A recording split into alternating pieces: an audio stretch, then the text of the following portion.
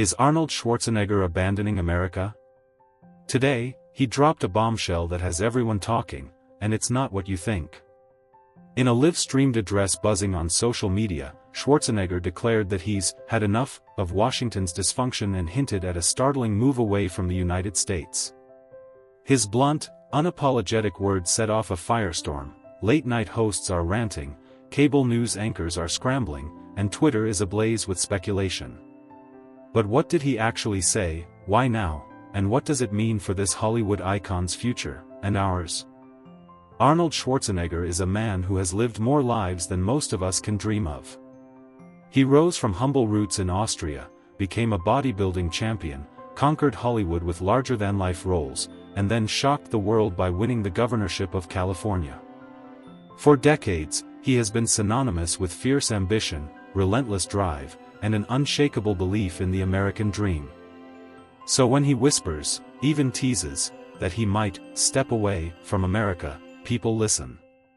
In his explosive address, streaming live from a minimalist studio adorned only with a framed photo of the Golden Gate Bridge and a faded Austrian flag, Schwarzenegger began with a startling confession: "I no longer feel at home here." He explained that after years of watching the political climate turn increasingly toxic, he's lost faith in the system he once believed in. Without mincing words, he accused both parties of lying to the people, of prioritizing power over progress, and of stomping on the very values that made America great. His voice, husky from decades of public speaking, carried the weight of someone who has witnessed the best and worst of this country. "I came here with nothing but a dream," he said. "I believed in hard work, in fair play, in lifting others as I climbed. But today, I see greed masquerading as leadership, hate dressed as patriotism, and ambition sold as vision." He leaned forward, eyes burning with intensity. "If this is what America has become, I want no part of it. I refuse to stay silent while the foundation crumbles." That last line, "I refuse to stay silent while the foundation crumbles," hit like a gut punch. 2 hours before his announcement, California's Democratic governor had been asked whether Schwarzenegger might run for office again. At the time, his video stream seemed innocuous, a routine Q&A about environmental issues. But he pivoted sharply, pivoting from climate policy to a searing critique of national leadership. The transformation from concerned elder statesman to outspoken dissident was swift and shocking. Within minutes, clips of his speech were clipped, reposted, and dissected. Conservative pundits accused him of betrayal, calling him a hypocrite who built his fortune on American soil. Liberal commentators praised his courage but worried his departure could signal a wider exodus of moderate voices. Even Hollywood insiders, accustomed to Arnold's public feuds, were caught off guard. "I've known Arnie for decades," said a close friend, speaking on the condition of anonymity. "He's always been blunt, but this is something else. He's not just complaining. He's willing to walk away." But did he mean it? Schwarzenegger dropped enough subtle clues to suggest he was serious. He mentioned relocating to a place where leaders still respect the hard work of the people. He refused to name names, no specific city, no particular invite, but his longing for a fresh start was evident. He cited Austria fondly: "Where I come from, politics means service, not spectacle. I want to be in a place where leaders still believe ordinary folks matter." In the end, he left viewers with an ultimatum of sorts: "I'm giving Washington 6 months. If they don't shape up, I'm out of here." Immediately, social media lit up. Fans begged him to stay. Critics urged him to walk the walk and give up his US passports. Memes proliferated: Schwarzenegger riding a unicycle off a map of America, Schwarzenegger tearing down the US flag, Schwarzenegger in traditional Austrian lederhosen. One popular meme superimposed his face onto a wanted poster reading, "Arnold, traitor or truth-teller?" Even Twitch streamers hopped on board, reacting live as viewers toggled between disbelief and excitement. By noon the next day, headlines splashed across every major outlet: "Schwarzenegger throws down the gauntlet to Washington," proclaimed one. "Arnold's big American breakup," speculated another. Talk radio hosts played audio snippets on endless loops, dissecting every vowel. The hashtag Arnold abandons America began trending, and before long, pundits were debating whether other high-profile figures might follow suit. Yet beyond the noise, a few sober analysts tried to cut through the hype. Michael Langford, a political science professor at UC Berkeley, emphasized the rarity of Schwarzenegger's position. He's one of the few major figures who effectively straddles entertainment and politics, a person who once governed the world's fifth-largest economy. If he says he's losing faith, that's not just idle drama. It reflects a broader malaise among moderates disillusioned by partisan gridlock. Langford highlighted polling data showing that favorability ratings for Congress sit at historic lows. Arnold's comments tap into a deep frustration many Americans feel right now, that our leaders have stopped listening to ordinary citizens. Meanwhile, insiders in Sacramento reported a flurry of calls between Schwarzenegger's team and various envoys from European governments, particularly Austria and Germany. It wasn't clear whether any formal offers had been made, but whispers circulated that these governments were keen to recruit Schwarzenegger as a goodwill ambassador or consultant on environmental initiatives. That idea would appeal to Schwarzenegger. His post-governorship efforts have centered on climate change, renewable energy, and clean technology. If Austria offered him a platform to push for global decarbonization, it might be hard to refuse. In his speech, he emphasized these concerns.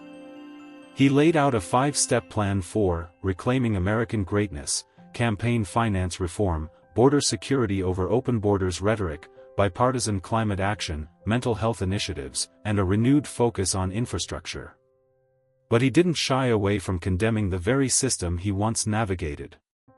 "I negotiated budgets, I passed bills," he reminded viewers. "I've sat at that table, and I know how it works. Right now, the system is broken. And until it's fixed, I can't pretend it's anything else." Some saw irony in those words. After all, Schwarzenegger swept into California politics on a wave of celebrity and name recognition. Critics argued that his brand of outsider appeal paved the way for others to exploit charisma over competence. But Schwarzenegger has long insisted that his governorship was far more than a PR stunt. His tenure included budgetary stabilizations, pension reforms, and infrastructure upgrades. Still, politics is rarely forgiving, and slogans like "Arnie can fix it" can ring hollow when faced with entrenched interests on both sides of the aisle. Following the address, video footage surfaced of Schwarzenegger living it up at a Republic of Austria event in Los Angeles just weeks prior, a dinner celebrating a cultural sports exchange program. He was seen chatting with Austrian diplomats, laughing over schnitzel and strudel. Some critics claimed these images proved his true loyalties. Others defended him, pointing out that strong ties to one's homeland don't negate commitment to another country. Schwarzenegger himself has always maintained dual citizenship, insisting he loves both the US and Austria. A key element in the fallout was Schwarzenegger's reference to his upbringing. He highlighted how, as a child in Thal, Austria, he saw firsthand what it meant to live under a system desperate for renewal after war and ruin. "My father was a corporal in the Nazi militia," he confessed. "In that household, we were survivors of a broken nation. When the war ended, we had nothing except each other. From that darkness, we built hope." He contrasted that history with what he called today's chaos. "I started again and again," he said. "If I can do it, so can America. But we need leaders who believe in that rebuilding." For many viewers, these personal anecdotes resonated. On Reddit, a thread in r/California posted by user CaliArnieFan read, "I grew up watching Arnold's movies, then voted for him as governor. I trusted him. If he's fed up, maybe it's time we all take a long, hard look." The comment garnered hundreds of upvotes and sparked hundreds of replies debating whether Schwarzenegger was right to walk away or if he should stay and fight for reform. Local businesses in Santa Monica reported sharp spikes in donations to political campaigns. Veterans groups cited Schwarzenegger's service in the California National Guard and his push for veteran benefits, but they were ambivalent. "We respect his service and his advocacy," said a spokesperson for a veterans nonprofit. But deserting the field in a time of crisis? That feels wrong. The national discourse was similarly torn. Die-hard Trump supporters accused Schwarzenegger of elitist betrayal, while ardent Democrats grudgingly respected his candor, even if they disagreed with his stance. Among Hollywood circles, insiders say his wife, Maria Shriver, was blindsided. She reportedly reached out privately to former President George W. Bush, her cousin, to broker peace talks with Democratic leaders. Shriver has long maintained a quieter political presence, focusing on women's issues and Alzheimer's advocacy. Friends close to her say she's deeply concerned about Arnold's emotional state. "He's always been this relentless, unstoppable force," said a close friend of the couple. "But lately, he's seemed haunted, like he's searching for meaning beyond the next movie or charity gala." Schwarzenegger's former aides in the governor's office have been summoned by reporters, but none have gone on record. A leaked email, later confirmed by multiple sources, reveals that he instructed his communications team to prepare for all scenarios, including a full-on departure from the U.S. That memo also referenced media training for controversial publicity stunts, fueling speculation that some saw this announcement as a calculated move to drive PR buzz before an upcoming documentary on his life. The documentary, directed by a well-known Netflix producer, is scheduled to premiere next fall, focusing on Schwarzenegger's transition from bodybuilding to politics. Some insiders now suspect that the abandonment rhetoric is a teaser to drive viewership when the documentary hits screens. Schwarzenegger has denied these rumors outright, calling them absurd conspiracies. "I'm not selling drama for clicks," he insisted in a brief follow-up video. "My message is real. My promise to you is that this is not a stunt." Still, skeptics point to Arnold's history of theatrical flair. In 2003, during his campaign kickoff, he famously did push-ups on stage to mock his opponent. In movie premieres, he's been known to literally burst through walls or appear in helicopter drops.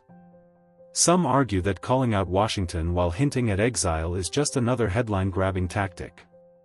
But many others contend that 2025's political landscape, marked by narrow margins in Congress, hyperpartisan rhetoric, and erupting social unrest, could genuinely be pushing moderates like Schwarzenegger to the breaking point. Across the country, grassroots organizations took note. "If Schwarzenegger leaves, we lose a unique bridge between industries," said Tanya Morales, director of a Los Angeles advocacy group. "He's not just an actor or a politician, he's a storyteller who can connect with people from all walks of life. We need more of that, not less." Morales's group launched an online petition urging Schwarzenegger to stay and fight, gathering over 150,000 signatures in just 24 hours. Meanwhile, conservative commentators framed his departure as proof that the left has gone too far. "If even Arnie can't handle America anymore, what hope do we have?" wrote a columnist for a major right-wing publication. This is the inevitable collapse of the moderates who thought they could tame the left's radicalism. On the flip side, progressive voices pointed to Schwarzenegger's critique as evidence that their movement was succeeding, exposing systemic flaws, rallying people to demand accountability, and ultimately shifting the Overton window. "Arnie's words show that the status quo is unsustainable," argued a New York Times op-ed. "He's the canary in the coal mine.